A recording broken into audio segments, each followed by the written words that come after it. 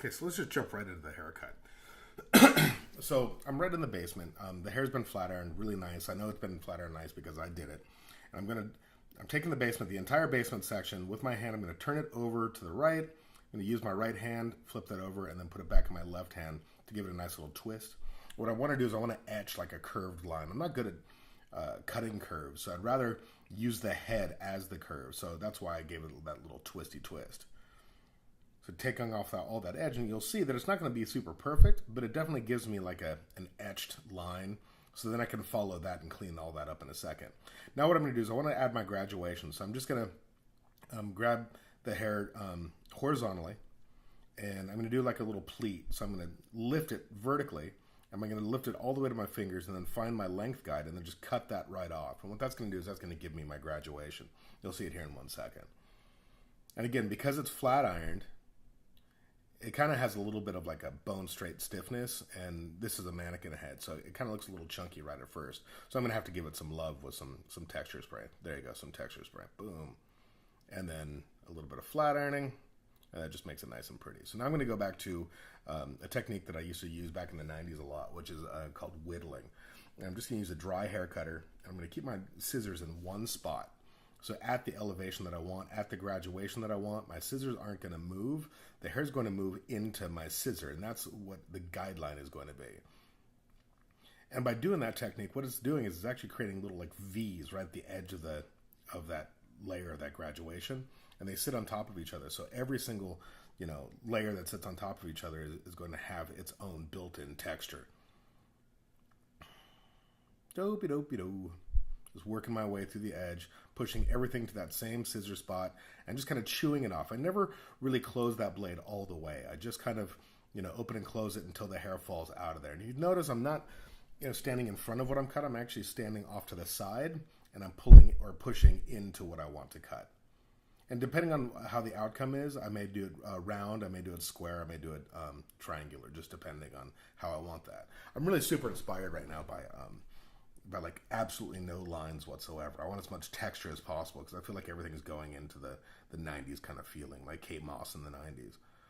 So you see my scissor has elevated a little bit higher to give me kind of a higher graduated type effect, more like a 90 degree as opposed to like a 45 if you talk in degrees.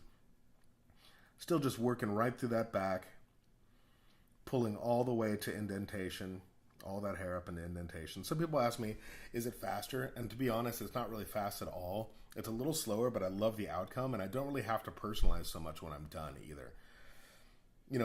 Dry hair cutting isn't about being more efficient. Dry hair cutting, I think, is actually a little slower. I just like the texture and the end result. Do I always dry cut? Not necessarily. I usually just dry cut, when I'm trying to go for a specific effect, which is a lot of texture. So hey, if you're liking this video, please push the like button below it and subscribe. I would appreciate that because it keeps me inspired to continue making these videos.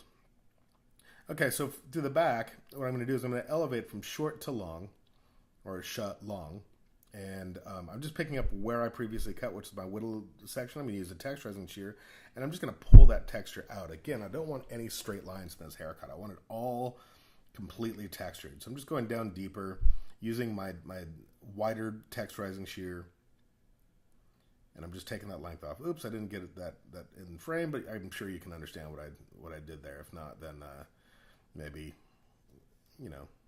imagine what I'm doing there. I'm going to take a horizontal parting and I'm bring it right back into the same guide that I just cut, removing the edge, and then I'm going to go back and texture in a sec. Pulling everything to the same stationary guide, working very fast, because fast work is important.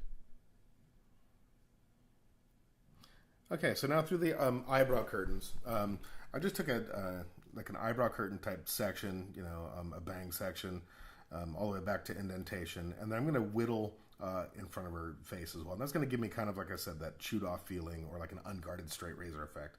And I'm just going to move all the way, moving my scissor to the outside corner of the eyebrow. Then I'm going to stop and pull everything to that scissor. And since I'm going down on it, the fringe of the bangs of the eyebrow curtains are going to actually want to live down as opposed to stand up.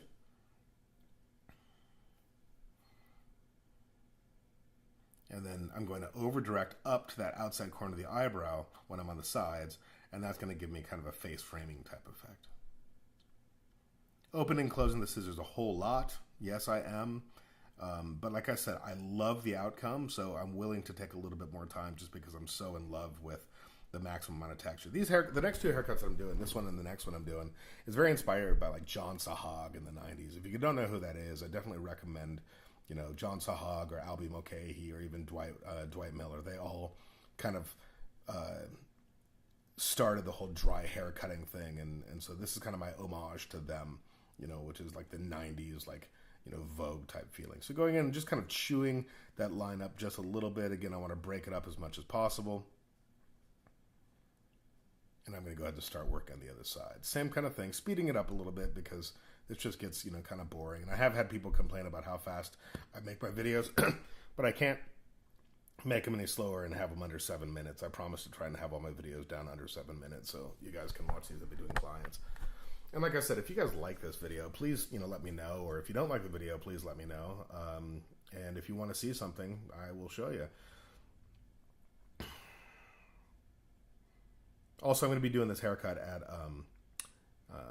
IBS New York. So there you have the edge and nice little shaky shake. I think it's a pretty fun little haircut. Leaving that top, little fun haircut. Thank you so much.